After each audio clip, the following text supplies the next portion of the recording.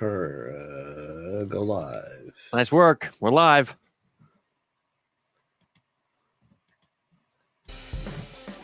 How's it going, Dano? Mark. Back at it again for this? I can't believe we're still doing this. I guess it beats trading odd lots. True. All right. What's up, folks? We are back again. Welcome to the Everything to Gain podcast. My name is Dan Yu. And I'm Marc Angelos. Marc Angelos. Mark, how are you? I'm good, Friday. brother. Yeah, happy Friday to you. Today we've got a lot to talk about today, and we might be railing on a couple things, but we're calling the show stuff that doesn't exist anymore and stuff that shouldn't. So I think the first part's to make the highlight of the second stuff. Yeah, right. So, but everybody, thank you so much for joining us on Everything to Gain. This is episode 16. What? 16, 1, 6, 1, and 6.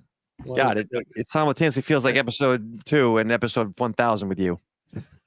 I don't know if that's a compliment, but yeah. So we're here every show to talk about making positive changes in your life, whether it's personal, but we do like to focus on work and what work life is about. Not necessarily careers, but it could lead into careers, but also improving your own ability to make money. So we're here to talk about stuff that doesn't exist anymore. Can I break that down for 1 second? Is earning an income. Might mean your corporate job. I'm not a fan of it anymore. Might mean entrepreneurship. I am a fan of that. But it doesn't matter. These apply to both. Yep, absolutely. So stuff that doesn't exist anymore. So Mark and I had a funny discussion around stuff that was ubiquitous when we were growing up. And actually, can I tell that quick 10-second story? Yeah. My 16-year-old kid comes home from school and tells me they were trying to tear notebooks in half as contests of strength in high school. And I said, when I was growing up, we did that with phone books. And he said, "What's a phone book, Dad?" And I actually pull one out of the old closet. It's an old Yellow Pages. You know what it is. And he goes, "What the hell is that?" And I'm like, "That's how people found phone numbers back in the day." And he was like, "What?" So anyway, carry on. So wait, so did you try to rip the phone book? Yeah, he was like, "That's impossible. Nobody could do it." I'm like, "Yeah, I'll show you some videos." The point was, he's like, why did you even need that? And I'm like, there was a time when this was important. You did need it. If you were the local pizza, this is what I said to him. The local pizzeria, they weren't going to find your number, or the movie theater without this thing. However, today, you don't need it anymore. And we're seeing a lot of that type of thing. So speaking of something that doesn't exist anymore, the phone book, right? Yeah. And also the other funny thing is with phone books, phone booths. Phone booths. Saw my kid that down at Disney last year. Saw his first phone booth. He's like, "What is that?" Was it one of the like British style, the red ones, or no? It's a phone, like, I don't know, alcove in the corner of the Garden Grove in like the bottom area of the restaurant by the bathrooms. I don't even think they worked anymore, but they were there. The little door you like step in. I remember that. Yeah, and then the rotary phone, right? So the rotary phone doesn't exist anymore. And also things like the encyclopedia. Right? Since we all have this now in our pockets everywhere, we have an encyclopedia, right? So encyclopedia, and then card catalogs, going to the library. I mean, most of the things, all the books that are out there. I mean, you can have it downloaded right onto your phone, onto your Kindle, Nook, whatever. So what else? My kid said to me yesterday, I didn't even tell you this. This teacher's so ancient, Dad. She uses PowerPoint. Like, right. Got it. There's that the meme that I just referred to this presentation as a PowerPoint, and now everybody knows I'm 50 years old, right? Instead of a slide deck, right? Yeah, right. Google Slides, baby. Yeah, and then what's another thing that doesn't exist anymore? Smoking sections. Oh God, Andrew Dice Clay. You're in a tube on the airplane. Yeah. Shout out to Aaron Sundman. Mr. Sundman, good to see you. Thank you for joining us today. Appreciate you taking the time. Shout out to Aaron. So let's move on to things that shouldn't exist. Yeah. Things that shouldn't exist. And we had some news recently, right? from the second largest company, revenue company on the planet. Yeah, oh yeah. You're talking about Amazon? I'll talk about Amazon. Yep. Return to the office, folks. They want it as of January 2nd, whether you like it or not. You're in the office 5 days a week because, of course, productivity requires this, doesn't it now, Dano? Oh, absolutely. You need to have your, in-person collaboration. Now, there is the debate, right? There's the debate that, do white collar jobs really have to be required in the office? I mean, for some jobs, of course, they're replacing the warehouses with robots. Dude, we both come out of fintech. The technology world has not been in the office 5 days a week for about 30 years. Yeah. Right. Developers are over in India. The QA is going on in Asia. Like, are you kidding me? This is proven. It works. Yeah. And so Amazon's going to replace many of these white collar jobs with AI, right? Oh, yeah. And this is a typical and tried and true, actually, strategy by big corporations to lay people off or reduce headcount without having to fire people, right? So it's tried and true. There's many companies that have done this over time. I remember it was like 2017, 2018, IBM had implemented, oh yes, the remote work, you go be fully remote. And then like a year and a half later, they were like, oh, everybody returned to office. And that was before COVID, right? And so then all these people had moved to, wherever, the middle of nowhere. And now they're required to go into an office, and it totally shook up a whole bunch of people. I think we've proven that the remote work thing works in terms of the companies can still make money. However, 100%. Yeah. And this is not the focus of this program. Of this episode is not about the whole micromanaging of corporate. But does it need to exist? Do white collar jobs that are required to be in the office 5 days a week? Do those need to exist?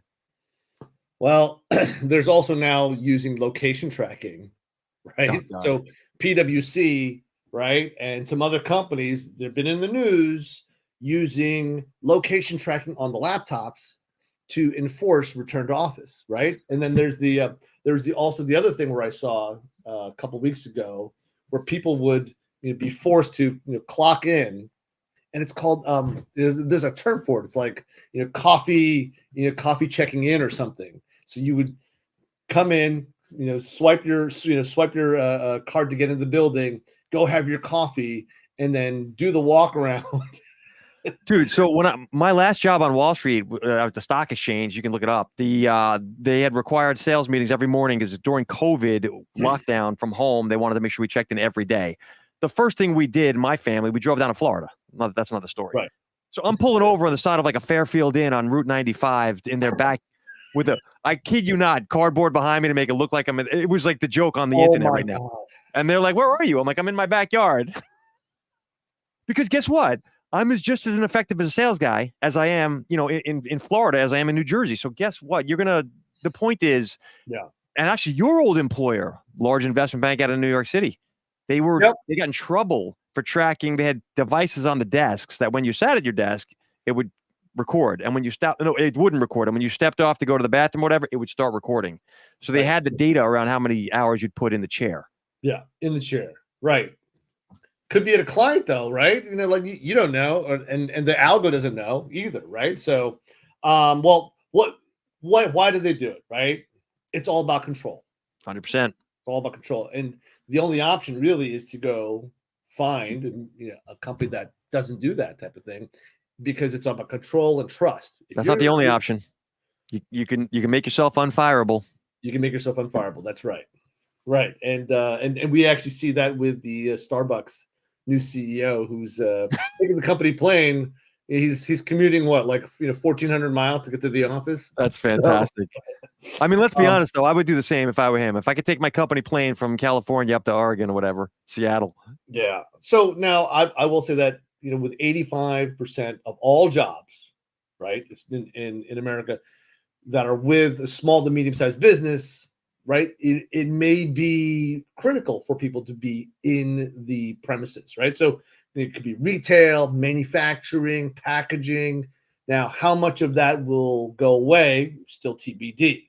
But a lot of it's going away, Dano. I hate to say it. I don't take any pride in this, but like the goal of these companies is to reduce expense, and their number one expense is employees.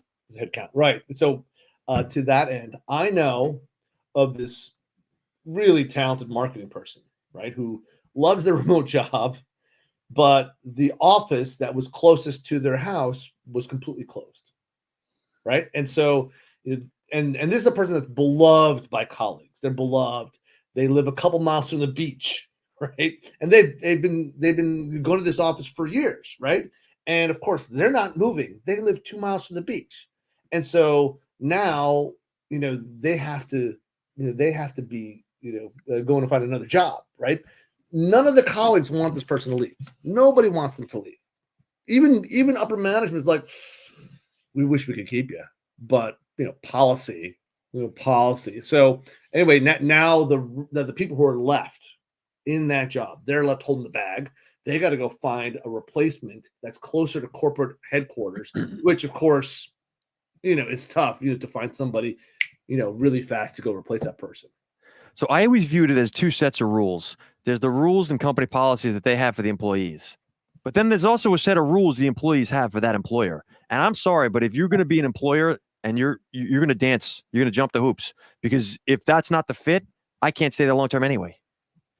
Yeah. And so anyway, there's that's one thing, right, that probably shouldn't exist. The white collar jobs that are required to be in the office, right? Yeah, well, I think that's going away, to be honest with you. I think AI will do it for us, whether we like it or not.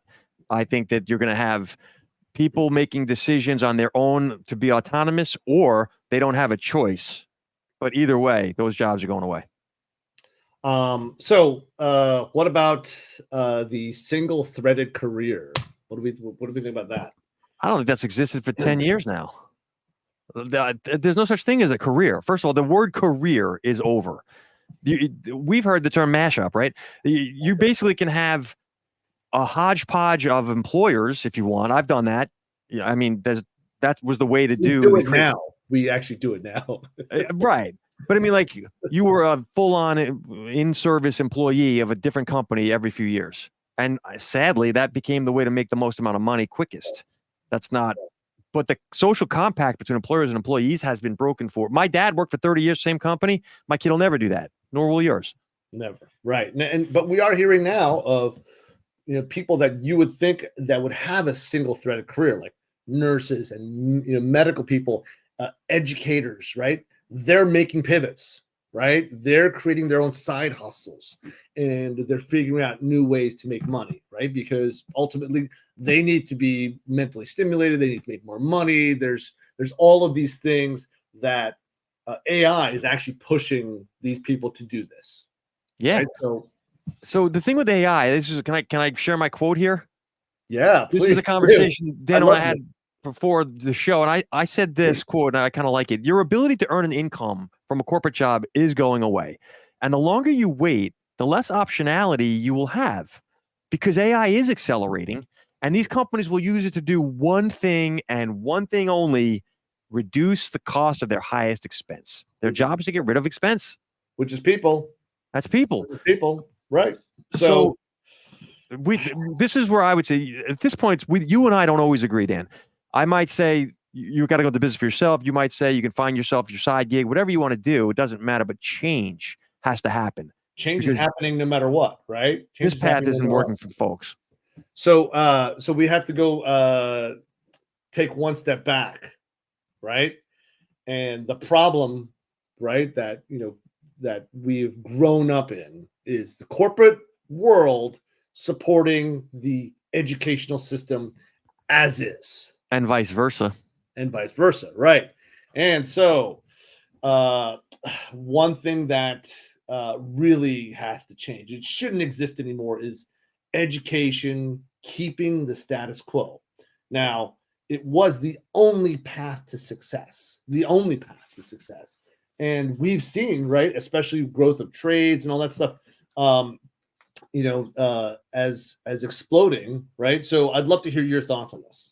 It's you're not going to like these thoughts. You probably already know what I'm going to say, but like, controversially, I'm going to make a quick metaphor. There's God, who's the all-powerful, loving creator. And there's religion, which is the man-made set of rules that tries to put him in a box. In the same way, you have education, which is becoming more knowledgeable about whatever it is you need. And there's the business of education, which is this evil, nefarious machine. I want you to imagine in your head a bear trap for every small child that's born. And you're put through a conveyor belt a la Pink Floyd, The Wall. And you come out the back end into the corporate world or whatever job it is. The loans can't get extinguished from student, debt. The companies get their money because you are in their employ, and then the government gets taxed, by the way, who funds all the loans. So there's this perfect triumvirate to set up this whole thing. So kids are put into a trap that you don't have the autonomy to then, you can't say what you want on social. You can't make your money in the way you would like. You have to fit the mold. And that is what people are pushing back against. It starts with school. And I think there's been this battle between proficiency, right? So to that end, right, proficiency, getting good enough so that you become a cog in the wheel, right, and cog in the machine, right, versus true growth, right? Which I think you and I really want to support true growth, but education is happening outside the school systems. 100%, right? We have the world's human knowledge, in our phones, right? So, but I do think though that structure does help people, and I think many communities, especially underserved communities, they need even more funding for education so that there has to be this leveling of the skills, right? I mean, we all know how there's a disparity in equality, right, for educational resources. That's well documented. And so I do think that education does have to adapt, and it also has to serve the communities that need it the most. I'm going to say I agree with you, by the way. Formal education has to compete for the customer's dollar. Right. The same way every other company has to compete for my dollar. My education facilities also. I'm sorry. Right. And it's not necessarily money either, though, right? It's time, right? It's because the time that you spend going through a traditional education there's an opportunity cost, right, to not go and learn something completely different as well, right? Because there's always so much time in the day, right? I'd love to focus a little bit about apprenticeships, if you guys. So the hands-on skills, right? So I've touched on it before, but HVAC, plumbing, electrical, right? Yep. Trades. Agreed. Having these apprenticeships and really just using that as an educational jumping off point, right? I think that there's a massive potential here. I think people are exceedingly more interested in doing things like prompt engineer, right? When there's the demand for plumbing, right? Yeah. The demand for HVAC, climate change, whatever, right? All of that stuff is going to either stay exactly the same or increase. There's no going down, right? So there's going to be more demand for HVAC. There's going to be more demand for plumbing as they continue to build out housing. Yeah. Right. So my uncle used to manage a supermarket back in the day, and when the freezers would kick off and they would go out of, he would call up and he'd be like, "Listen, I got $14,000 worth of meat that's going to be bad in a couple of hours. I need you over here." And the guy's like, "All right, coming right over." There was never a conversation on how much is this going to cost. This has got to get done. Yeah, and of course your plumbing stops working at the most inopportune times. Yeah, right. Sunday night, right? Christmas dinner, right? Yeah, totally. It's always going to be inconvenient, right? And so, but by the way, my kids' old high school in Pittsburgh, they used to have an HVAC program. So you would get your high school degree, but then you would learn a lot of HVAC skills, and it would make this graduate, that so much more marketable towards getting hired. And they inevitably got hired at the HVAC, which is great, and it's an amazing program. I did talk to this. I'm at the local Mexican joint. I met a plumber. He's a friend of a friend. Actually, he's a friend of our plumber. And I was talking to him like, "Oh, I love plumbing as a career for people. Do you ever take on apprentices?" And he's just a single guy, right? Like a sole proprietor type business. And he goes, "I've been going to high schools in this area for 15 years. Wow. Trying to find And saying, I will pay the student to become an apprentice, and when I retire, I will hand them my book of business. They're not getting And they're I, not getting I that go, kind of support though from the school or from the parents. and I go, that's an amazing program. That sounds awesome. I'm sure you've had a ton of success. How many students have come through your apprenticeship program? And he goes, not one kid Well, that sucks. said yes. And I thought, and I make the joke. I made a joke, and I said, would you ever consider a mid-50s ex-Wall Street guy as an apprentice? And he goes, when can you start? That's He was hilarious. Yeah, I was making a joke, and he was serious. Yeah, I'm sure he was, because he doesn't care. If you're good, you're good. Yeah, and he said, it takes a little bit of sales skills, relationship skills, being a good listener for the customer, all the EQ stuff that we talk about, right? And it's not necessarily about being the best plumber in the world, right? But dude, the trades like that, plumbing, electrical, there's no racism, there's no sexism, there's none of that. You either can make my thing, you're fixing it, or you're not. Like, you didn't mess my house up when you stopped the plumbing leak, or you didn't. Like, that's the way life should be. Yeah, and we actually met a couple of kids who graduated high school this past June, and they were going into an electrical apprenticeship. Love these kids, and these kids were also curious, right? They're also, like, oh, hey, you're Dan, you're a career coach. What advice would you give to me? What's the best piece of advice you could give? Learn sales, relationship management. Learn sales. That's a great piece of advice, Dan. We're all in the sales game, whether we know it or not. Whether we know it or not. That's right. You're either selling for someone else, you're selling for yourself. So speaking of being an entrepreneur, I'd love to give a shout out to our audience.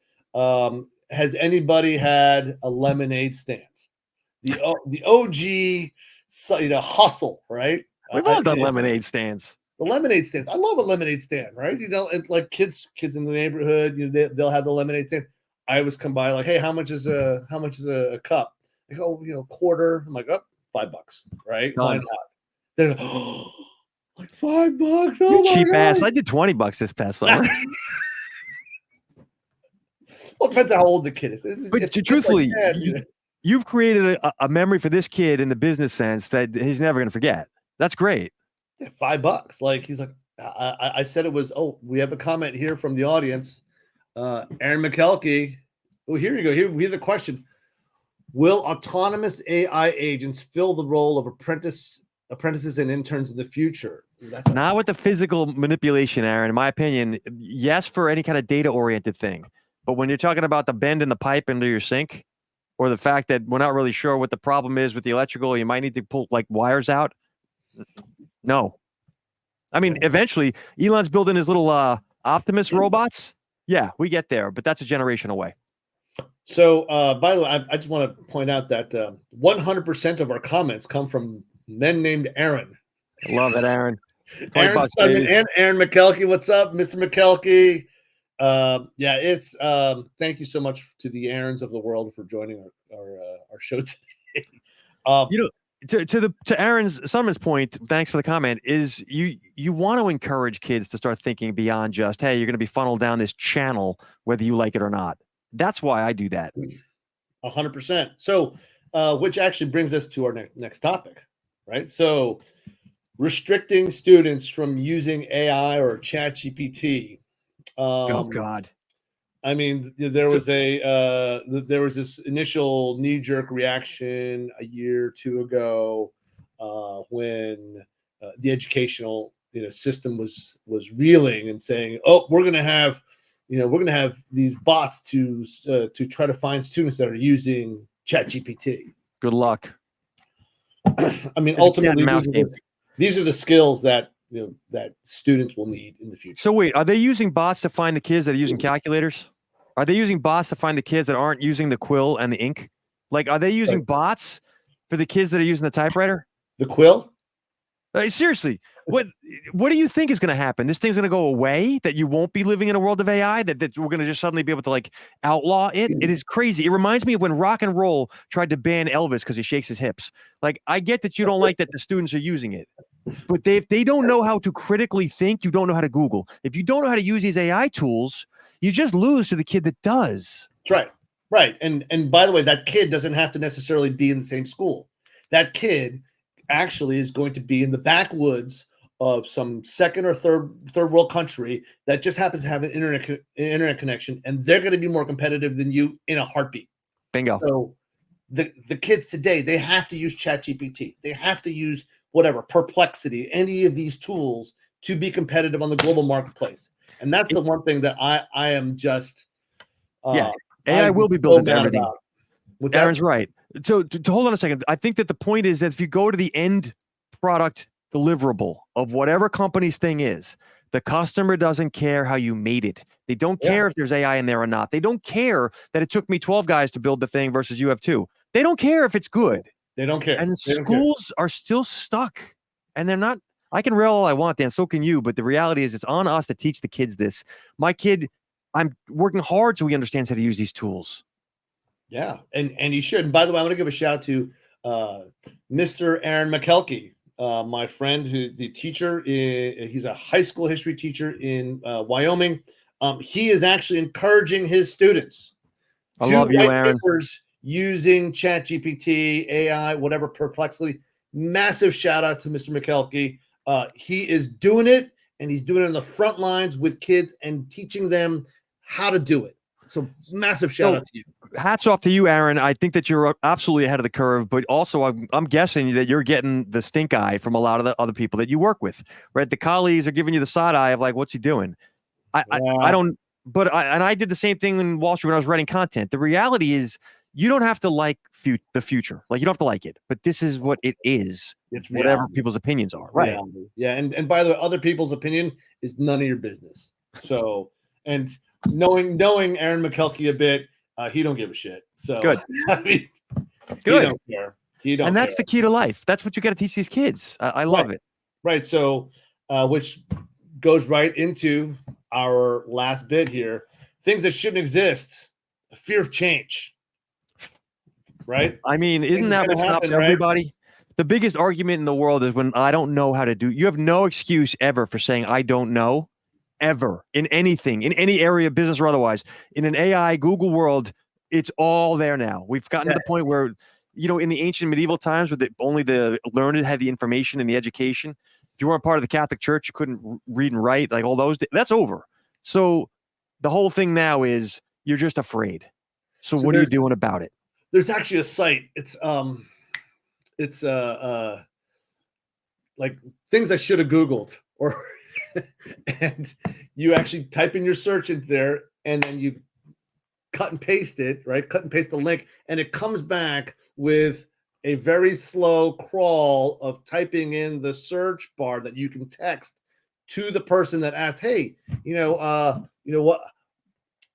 whatever topic, right? And whatever question, you send it to them, and it's like you're shoving it in their face, right?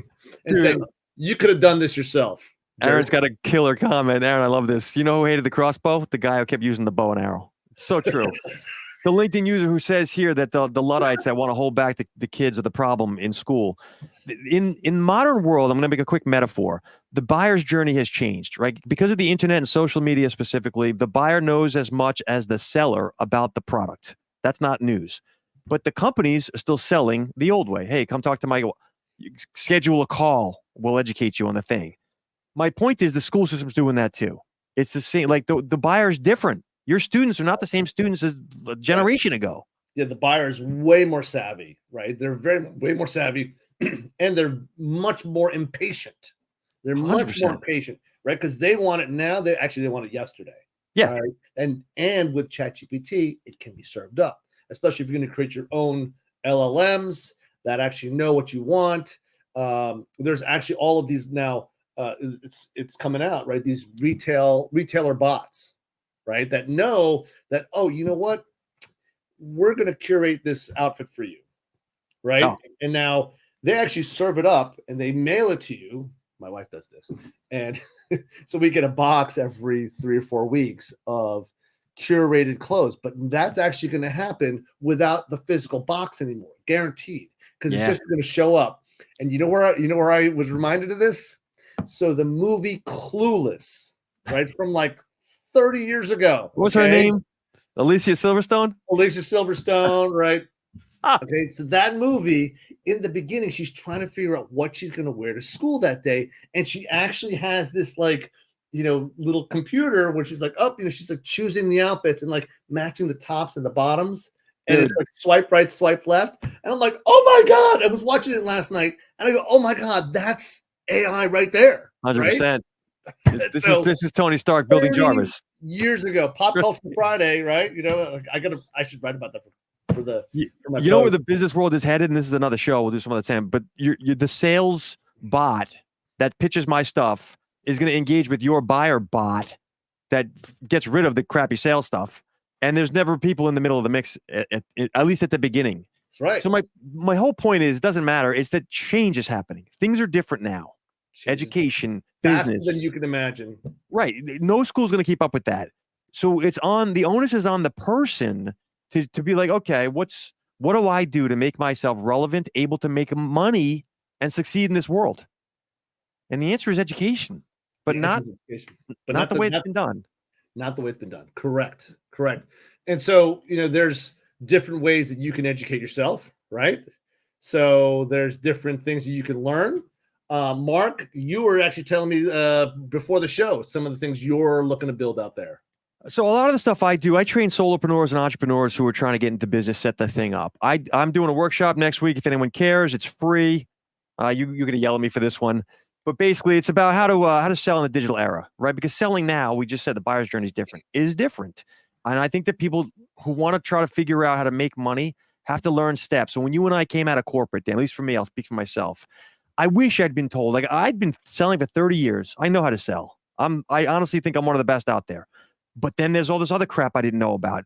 Crafting an offer.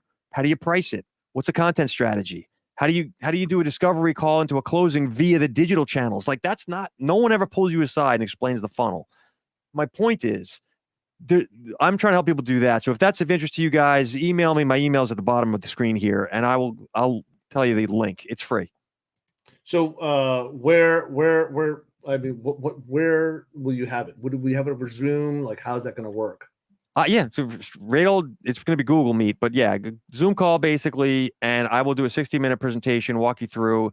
If you want to learn more, we can always do more, but the reality is the basic outlines of what you should be doing to make money, whether you're an employee, whether you're new in business, or if you're in your business and you're struggling, like an entrepreneur for yourself, your problem is going to be one of those areas. It's either in how you're crafting your offer, how you're messaging it, or how you're selling it. So people don't realize this. And a lot of folks that come out of corporate have done quite well. We did very well on Wall Street, but it's not the same when you're trying to make money for yourself. So that's awesome. I'm sure people get a lot out of it. I think they're going to really just get, even if it's one tidbit, right? I mean, you said it's free, right? It's free. It's a free workshop. It's like an ask me anything, right? That's exactly what it is. So what I'll do is I'm going to walk through what my experience was when I went into business 5 years ago. Almost, it was pretty much a challenge. I didn't have an offer. I was just like, okay, I'm really good. I can do a lot of stuff. That's not going to get you where you want to go if you want to start making repeat income. That's awesome. And how long should people expect to be on this thing? So I'm doing this on Tuesday, the 24th, 7:00 Eastern time. That's this coming Tuesday. It'll be 1 hour. And again, it's not meant as a pitch. It is meant to try to help people who are trying to build their own businesses. If you are an employee and you're thinking of leaving, or if you're struggling as a young entrepreneur, it'll help you. That's awesome. So everybody, definitely please check out what he's got going on. And your contact info is right there. Marc and Victus. Awesome. Email me. I'll send you the link. No obligation. I would like to let you know about the new stuff that I'm pitching. Yeah, let's hear it. There's a belief that I've long held around future-proofing your career, right? And there's a methodology that I've built over the years to really help people focus with some tips and strategies on really creating a sustainable path. And it's not about one career path. I call the course Future-Proof Your Career, but really it's around diversifying how you make your money and over time, as well as creating the sustainable skill set where you can use it over and over and over again. I'm going to put it into the chat right now. If you have any questions, you can find me at DanOU on LinkedIn as well as Linktree. You can hit me up there directly, and happy to talk about it more. So, you know, that sounds awesome, Dano. Seriously, and I've known you long enough. I think that this is going to be very helpful to people as well. The thing I would leave people with on my end is start playing around these AI tools. Start figuring out how to use them for yourself, whether you're building a business, you want to switch your career, you want to educate yourself. These things can save you time, and a lot of people are waiting. Yeah, they're waiting for the shoe to drop, ultimately, right? They're waiting for the shoe to drop. Like, we're in a window. This if you're not able to run the 5K, you're not going to be able to run the marathon. And what do you think is coming? That's right. That's right. It's a long slog, whether you're 25 or 55 or 65. Yeah. So, by the way, I don't know if I told you this yet, but all of our episodes are now on our YouTube channel at E2G Show. That's rather embarrassing to hear. And I didn't know that. Everything's up. Every episode's on our YouTube channel. We are broadcasting live on Twitch at E2G Show there as well, and we have a new podcast channel on Spotify. So we're going big, bro. Let me give a little behind the scenes on the rope-a-dope that you pulled on me, by the way. Dude, we'll just hop on a call together, we'll hang out, and we'll record it and see what happens. And I'm like, I've known Dan for 30 years. I'm like, yeah, I'll hang on a call. Anytime you want to hang out. He's like, right. Next thing you know, he's like, we're on YouTube, we're on Twitch, we're on podcasting. Episode 16, dude. Thanks for nothing. So I want to preview next week's episode. We're gonna have what do we got? Aaron McKelkey coming on. All right. So Aaron, we're gonna have Aaron come on and talk about some of the things that he has learned, both on personal branding but also with AI. So I'd love to hear some stories from you, Aaron. Yeah. All right. Well, to the audience, thank you so much again for joining us here at E2G at Everything to Gain. My name's Dan Yu. It is a pleasure to do this for you. We really appreciate the feedback. Any feedback that you have for us so that we can become better, we welcome it. We actually want it. If it's critical, especially directed at Dan. If it's not, I'll take it. That's 30 years of friendship right there. So anyway, the intro and outro music from our friend LJ Tisdale. Oh, right. Hey, shout out to LJ. So, Mark, have a good Thanks weekend, for everything, bro. Dano. It's always a pleasure hanging out with you guys. We appreciate the fact is we're hoping we didn't waste your time, but it's nice. Hopefully there were some tidbits in here that prompt you guys to just start doing something to make those pivots. Yeah, make your changes. All right. Hopefully we've inspired you. Have a great weekend, everybody. Thanks so much for joining. Peace, everybody.